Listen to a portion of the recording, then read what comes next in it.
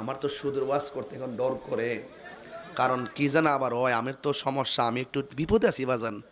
অনেকে আবার বলে, অনেকে ফোন দিয়েও বলে আমি সুদের ওয়াজ করবই। সুদ কি হালাল না হারাম? এই আওয়াজ মানি না, জোরে বলে হালাল না হারাম? এটা কি মোল্লার ফতোয়া না আল্লাহর ফতোয়া? আসসালামু আলাইকুম ওয়া রাহমাতুল্লাহি ওয়া বারাকাতুহু। দর্শক শ্রোতা, আশা করি সবাই ভালো আছেন। বর্তমান বাংলাদেশে সুদের ওয়াজ হয় না, কারণ বাংলাদেশে এখন কোনো সুদখোর নেই বা কেউ সুদ খায় না। সবাই এখন আল্লাহর ওলি ফেরেশতা হয়ে গেছে, যে কারণে আলেমরা সুদের ওয়াজ বন্ধ করে দিয়েছে। দর্শক শ্রোতা, তবে পীর মুফতি গিয়াসউদ্দিন তাহেরী সাহেব তিনি সুদের ওয়াজ বন্ধ করেননি। তিনি মাঝে মধ্যেই দেখা যায় তিনি সুদখোরের বিরুদ্ধে রুখে দাঁড়ান বা আওয়াজ তোলেন। দর্শক শ্রোতা, যে কারণেই তাকে সুদখোররা ফোন দিয়ে তাকে হুমকি দিয়েছে, কেন দিয়েছে বা কারা দিয়েছে সেই বিষয়ে পীর মুফতি গিয়াসউদ্দিন তাহেরী সাহেব মুখ খুলেছেন। চলুন আমরা তার মুখে সেই ভিডিওটি দেখে আসি। আমার তো সুদের ওয়াজ করতে এখন ডর করে, কারণ কি জানা আবার হয়, আমার তো সমস্যা, আমি একটু বিপদে আছি বাজান। অনেকে আবার বলে, অনেকে ফোন দিয়েও বলে যে বাজান আপাতত সুদের ওয়াজ করেন না, আগে তো হইলে বেহুব নাম্বার 2। আমার কত হইলো বাজান, সুদ যে হারাম এটা কি মোল্লার কথা না আল্লাহর কথা? ওই আওয়াজ আওয়াজ হয়েছে না, বুঝা লাইছি? আওয়াজ হয়েছে না বাজান, আওয়াজ হয়েছে না? ডরা ডরা ডরা। আমি সুদের ওয়াজ করবই। সুদ কি হালাল না হারাম? এই আওয়াজ মানি না, জোরে বলে হালাল না হারাম? এটা কি মোল্লার ফতোয়া না আল্লাহর ফতোয়া? একটা সুদখোর কোটি টাকার মালিক হতে পারে, কিন্তু মসজিদের সভাপতি হওয়ার যোগ্যতা তার নাই। কথা বলেন ঠিক কিনা?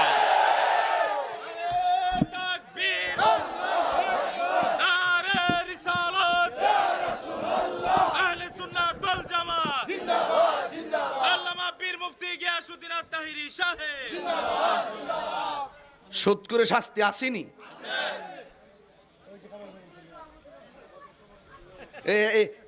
একটা ভালো কথা বলছে এই লোকটার, ধন্যবাদ দেন। সুদ করে টান্না নিয়ে মসজিদের সভাপতি বানা, হ্যাঁ এটা ভালো কথা কইছে, হ্যাঁ তোমাকে ধন্যবাদ। তাই একটা রং চা দিয়ে দাও। হক কথা কইতে কলজা লাগে, কলজা কলজা। হক কথা কইতে হিম্মত লাগে, হক কথা বলতে সাহস লাগে, আরে হক কথা বলতে ঈমানের চেতনা লাগে। আর আমরা তো হক কথা শিখেছি বদরের রক্তের স্রোত থেকে, আমরা তো হক কথা বলতে শিখেছি উহুদের জমিনে সাহাবায়ে কেরামের রক্তের স্রোতের ধারা থেকে। আমরা তো হক কথা শিখেছি তায়েফের জমিনে আল্লাহর হাবিবের রক্ত মুবারকের স্রোতের ধারা থেকে। আমরা হক কথা শিখেছি শুহাদায়ে কারবালা থেকে। কথা বলেন ঠিক কিনা?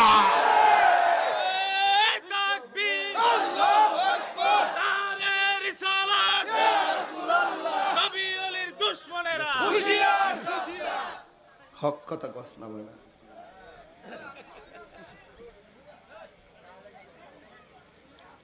যে জান্না সত্য গোপন করে হে মুমিন হইব দূরের কথা, মুসলমান হই না। কি হবে বেঁচে থেকে বাজান কইতাম নিও। আজকে বেশি চিল্লাইতাছি, আজকে বেশি চিল্লাইতাছি নাকি আজকা? আচ্ছা হক কথা চলতেছে, হক কথা তিতা লাগলো। কুওয়াতে রুহানি জিসমানি হুজুর কয়ে দিছে আলহামদুলিল্লাহ গণ। কি হবে বেঁচে থেকে, কি হবে বেঁচে থেকে অযথা বিদ্যা শিখে যদি না গড়তে পারি সুদ মুক্ত সমাজটাকে। ভয় পাচ্ছে, জোরে বলতে হবে ঠিক, আরো জোরে। কি হবে বেঁচে থেকে অযথা বিদ্যা শিখে যদি না গড়তে পারি মাদক মুক্ত সমাজটাকে। কি হবে আকাশ, কি হবে আলেম হয়ে ইমাম সাজে বক্তা হয়ে সমাজেতে যদি না হক কথা উচ্চ সুরে না বলিতে। কি হবে আলেম হয়ে ইমাম হয়ে বক্তা সাজে পিসা হয়ে সমাজেতে যদি না হক কথা উচ্চ সুরে না বলিতে। চাকরি বই করো যদি ছেড়ে দাওই না গদি, চাকরি বই করো যদি ছেড়ে দাওই না গদি, কি হবে ধোঁকা দিয়ে আল্লাহকে, কি হবে ধোঁকা দিয়ে আল্লাহকে, কি হবে বেঁচে থেকে। এক মুরব্বী আসতেছে, ওয়াজ লাগছে আজকা, কি হবে বেঁচে থেকে।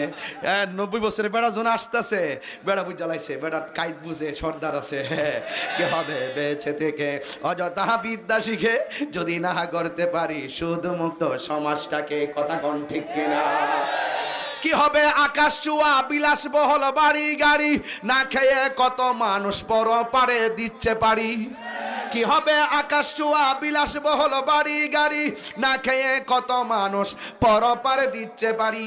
আজরাইল আসবে জবে, ওয়াজ মিলছে নিও, আজরাইল আসবে জবে মাটিতে পড়ে রবে, আজরাইল আসবে জবে মাটিতে পড়ে রবে। কোনো কাজে লাগবে না তোর বিল্ডিংটাকে, কোনো কাজে লাগবে না তোর প্রাসাদটাকে, কি হবে বেঁচে থেকে। অযথা বিদ্যা শিখে যদি না গড়তে পারি শুধু মুক্ত সমাজটাকে, যদি না গড়তে পারি নেশা মুক্ত সমাজটাকে। এ গাঞ্জুর দ্বারা শুনো, যারা গাঞ্জা খায়া মাহফিলের মধ্যে আসছো শুনো, জবান যদি পবিত্র থাকে ওই জবানের দাম আছে না নাই? হালাল খাওয়ার পরে যেই গায়ে রক্ত পয়দা হয় ওই রক্তের দাম আছে না নাই? হালাল রক্তের গঠিত শরীরের হাত আমার আল্লাহ কোনোদিন ফিরাইয়া দেয় না, আর হারাম খাইয়া গঠিত রক্তের হাত আমার আল্লাহ দোয়া কবুল করে না, কথা কোন ঠিক কিনা। আপনার স্বাধীনতা আছে, এখন মনে চাইলে বাড়ি যাইতে পারবেন, কেউ আপনারা বাধা দিব না, আবার মন চাইলে বসে থাকতে পারবেন, কেউ আপনাকে নিষেধ করব না। কিন্তু আমার কথাগুলো উড়াইয়া ফালাইয়া দিয়েন না। এই দেশের মধ্যে নিকলির জমিনে, কিশোরগঞ্জের জমিনে, জয়কার জমিনে যতগুলা বড় লোক ছিল, অনেক টাকার মালিক, এরা যদি সুষম বন্টন নীতির আলোকে আল্লাহর বিধান যাকাত যদি গরিবের ঘরে ঘরে পৌঁছাইয়া দিত, একটা মানুষ সুদের লেনদেন করতো না, কথা বলেন ঠিক কিনা। কথা সঠিক কিনা বলেন না কেন? 10 টাকা দেয় না 20 টাকার জারি মারে, এ আবার সুদের টেহা বাড়লে জাকাতের কাপড় দে, দাম 70 টাকা, 70 টাকা, একবার দইলে আরেকবার লুসুইন, আবার মাইকিং করে এমন সাপ জাকাতের টাকা দিবে। সাপ বলার করে সাপ বলা, এটা সাপ না, এটা হইলো ওই তেলে মানুষকে দেখাই না সাপ। তুমি সত্যিকার সাপ ও হ্যাঁ কি থাকো। আরে বাপ রে, আজকে দর্শক শ্রোতা, আপনারা দেখতে পেয়েছেন যে পীর মুফতি গিয়াসউদ্দিন তাহেরী সাহেব তিনি সুদখোরের বিরুদ্ধে জ্বালাময়ী বক্তব্য দিয়েছেন। তিনি কাউকে ভয় পান না, একমাত্র আল্লাহ ছাড়া তিনি কাউকে ভয় পায় না, যে কারণে তিনি এখনো সুদের ওয়াজ বন্ধ করেনি। প্রত্যেক আলেমই কিন্তু সুদের ওয়াজ বন্ধ করে দিয়েছে। দর্শক শ্রোতা, তিনি হকের পথে আছে, এই বিষয়টা অবশ্যই আপনারা বুঝতে পেরেছেন। তবে আজকের এই ভিডিওটি এই পর্যন্তই। যদি ভিডিওটি ভালো লাগে অবশ্যই লাইক কমেন্ট শেয়ার করবেন এবং কি চ্যানেলটি সাবস্ক্রাইব করবেন।